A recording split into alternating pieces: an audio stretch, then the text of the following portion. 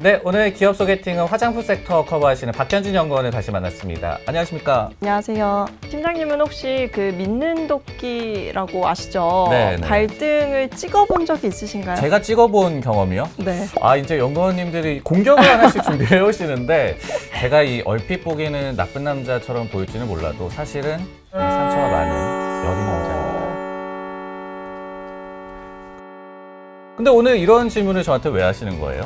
사실 오늘 소개드릴 기업이 LG생활건강이라는 회사입니다. 네. 사실 LG생활건강이 믿는 도끼였었는데 최근에 중국 쪽의 수요가 굉장히 불안전해지면서 상당히 좀 투자자들의 발등을 좀 찍은 격이라고 보시면 될 것 같아요.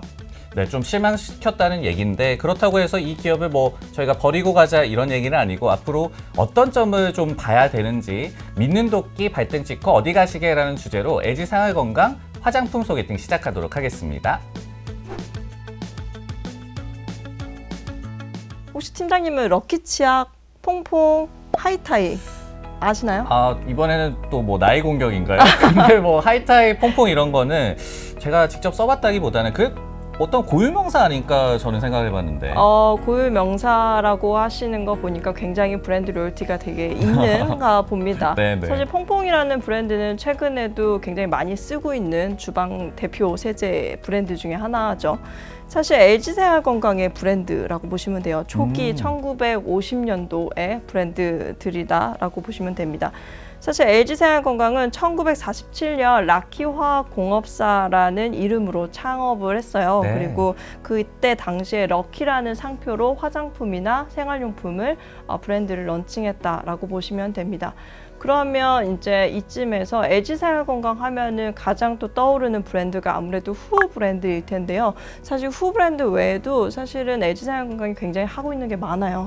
코카콜라 바틀러 사업도 하고 있고 네. 그 외에 여러 가지 생활용품과 음료 그리고 화장품 이제 사업들을 영위하고 있다라고 보시면 됩니다.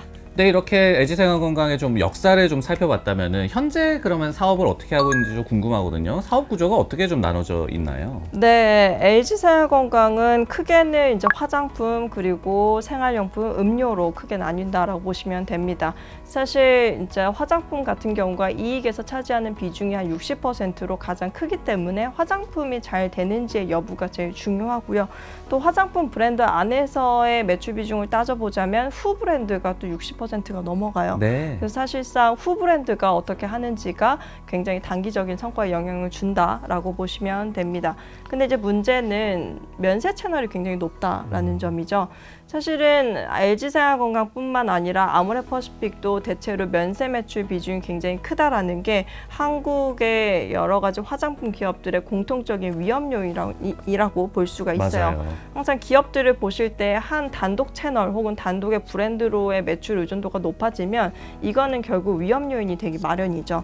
그래서 사실상 최근에 약간 LG생활건강이 배신을 때렸다라고 표현하는 어떤 부분들도 네네. 이 면세 매출 비중에서의 어떤 과한 의존도가 이러한 사태를 불러일으켰다라고 보고 있습니다. 그 부분에 대해서 좀 더 자세하게 얘기해 볼 필요가 있을 것 같아요. 이 믿는 도끼에 발등을 찍었다라고 서두에 이 표현을 해주셨는데 좀 그렇게 좀 실망시켰다라는 의미는 지금까지는 사실 한한령이라든지 이런 위기 상황을 잘 대처를 해오다가 요번에는 조금 그래도 휘청거렸다, 흔들리고 있다 이런 얘기가 될 텐데 면세 매출과 관련해서 어떤 좀 속사정이 있는지 좀 설명을 해주세요. 사실 면세점 같은 경우 이제 중국인 따이공들, 그러니까 보따리상이라고 맞아요. 하죠. 따이공들에게 굉장히 조금 의존하는 사업 구조로 계속 변해가고 있는 상황이라고 보실 수가 있습니다. 사실은 어느 한 어떤 누군가에게 의존한다라는 건 굉장히 조금 어떻게 보면 불확실성을 키우는 네. 요인 중에 하나가 되죠. 이분이 배신을 때리면 안 되니까. 전반적으로 이런 쪽으로의 어떤 면세 매출 비중이 커지다 보니까 사실 이런 면세 외에 오프라인이나 온라인 쪽으로의 매출 비중을 어떻게 키울 수 있는지가 좀 관건이 될 것 같고요. 이 밖에 생활용품이나 음료 쪽에서도 계속 캐시카우 역할을 해주는 사업 부문들이 있는데 사실 이런 쪽에서 여러모로 조금 ASP를 높여서 전반적으로 조금 매출과 이익 기여를 높일 수 있는지의 여부가 좀 중요할 것 같습니다. 사실 여러모로 LG생활건강과 아모레퍼시픽이 둘 다 어려운 시기를 겪어 나가면서 비효율적인 매장을 조금 줄여 다단지 혹은 비효율적인 어떤 품목을 조금 제거를 한다든지 여러 가지 구조 조정을 많이 해놓은 상태이기 때문에 사실 화장품 기업들의 체질은 예전보다 굉장히 좀 개선이 많이 되고 있는 추세라고 좀 보여져요. 그리고 이제 이런 위기 상황을 또 계기로 해가지고 앞으로를 좀 더 쇄신의 기회로 좀 삼는 그런 거를 좀 기대해 볼 수 있을 것 같은데, 앞으로 이제 LG생활건강을 볼 때 그러면 핵심 지표로 좀 삼을 만한 그런 데이터라든지 이런 거는 어느 쪽에 좀 집중을 하는 게 좋을까요? 사실 LG생활건강을 비롯하여 화장품 회사들 같은 경우는 유통수수료나 아니면은 이제 마케팅비가 굉장히 큰 어떤 비용의 몫을 네. 차지하게 됩니다. 그래서 이러한 부분들을 어떻게 잘 통제해 나가면서 매출을 좀 끌어낼 수 있는지의 여부가 제일 중요할 거고요. 특히 지금 당장은 면세 매출 비중이 높아서 면세에 의해서 좌우되긴 하지만 궁극적으로는 중국 오프라인, 온라인에서 고르게 건강하게 성장을 하는 게 중요하기 때문에 이런 쪽으로의 후 브랜드 외에도 혹은 후를 좀 대신할 수 있는 여러 밑에 있는 깔려있는 브랜드들이 얼마나 잘 올라오는지의 여부가 굉장히 중요할 것 같습니다.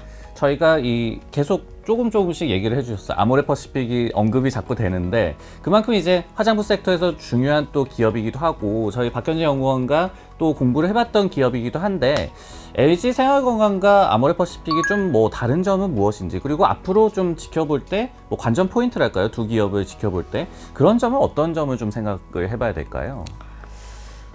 글쎄요. 사실 두 회사가 굉장히 공통점이 많은 회사이기도 하고, 근데 네. 반면에 이제 또 차이점이라고 하면 LG생활건강은 차석영 대표님께서 이제 계신 이후에 계속해서 M&A를 통해서 비유기적인 성장으로 매출 볼륨을 키워왔던 기업이라고 보실 수가 있습니다. 사실 지금 이 시간에도 굉장히 다양한 색조 브랜드 혹은 헤어케어 브랜드 쪽으로 M&A와 관련된 기회를 계속 모색하고 있는 상황이고, 사실 이 부분들이 향후에 어떤 비유기적인 성장의 모멘텀이 될 수 있는지에 대한 여부들을 체크하시는 게 좀 중요할 것 같아요.